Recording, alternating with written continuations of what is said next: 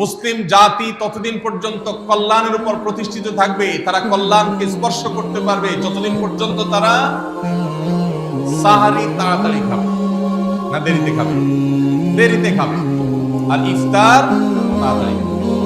তাহলে সাহারি দেরিতে খাওয়া হলো সুন্নাত। আমাদের দেশে গ্রামে অনেক মুরব্বীরা এখনো আছেন রাত 12টা 1টা 2টা বাজে সাহারি খেয়ে শুয়ে থাকেন।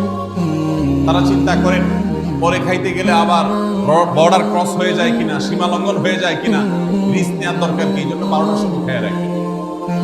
এটার কারণে সাহারি খাওয়ার সওয়াব পাবেন ঠিকই, কিন্তু দেরিতে সাহারি খাওয়ার যে সুন্নাত সেই সুন্নাত আদায় হবে না। এই জন্য দেরিতে খাওয়া।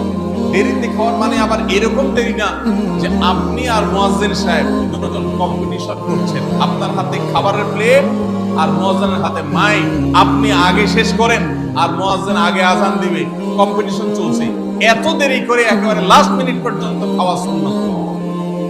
কথা কি বুঝাতে পারছি?